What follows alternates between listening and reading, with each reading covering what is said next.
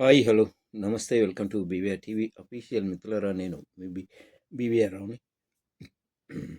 Sorry Andhra Pradesh liquor scam ఆరోపణల నేపథ్యంలో enforcement directorate అంటే ఈడీ విచారణకు హాజరైన వైసీపీ సీనియర్ నేత రాజ్యసభ సభ్యుడు విజయసాయిరెడ్డి ఆ తర్వాత మీడియాతో మాట్లాడాడు.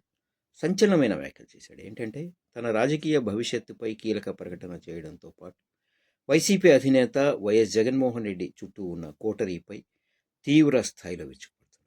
వారి వల్లే పార్టీకి ఈ దుస్థితి దాపురించిందని, ఆ కోటరీ మాటలు నమ్మితే జగన్ మళ్ళీ అధికారంలోకి రావటం అసాధ్యమని ఆయన తేల్చి చెప్తున్నారు. గత ఏడాది రాజకీయాల నుంచి తప్పుకుంటున్నట్టు ప్రకటించిన విజయసాయిరెడ్డి ఆ నిర్ణయంపై యూటర్న్ తీసుకున్నారు. తాను రాజకీయాల నుంచి తప్పుకోవటం లేదని, జూన్ తర్వాత తన రాజకీయ భవిష్యత్ ప్రణాళికను వెల్లడిస్తానని స్పష్టం చేశారు. సో లిక్కర్ స్కామ్ విచారణలో భాగంగా ఈడీ అధికారులు తనను ప్రశ్నించారని, అయితే అసలు ఏపీలో లిక్కర్ స్కామ్ జరిగిందని తాను భావించడం లేదని అధికారులకు చెప్పినట్లు వెల్లడించారు.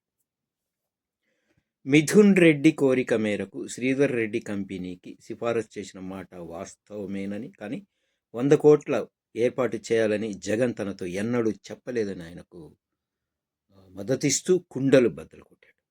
సో ఈ సందర్భంగా జగన్ చుట్టూ ఉన్న కోటరీపై విజయసాయిరెడ్డి తీవ్ర ఆగ్రహం వ్యక్తం చేశారు, ఆవేదన వ్యక్తం చేశారు. జగన్ చుట్టూ ఉన్న కోటరీ పెట్టే వేధింపులు, అవమానాలు తట్టుకోలేకపోయాను. ఆ కోటరీయే నన్ను పొగబెట్టి నెమ్మదిగా పార్టీ నుంచి బయటకు పంపించింది. కోటరీలోని కొందరు ఇప్పటికీ ఉంటున్నారు.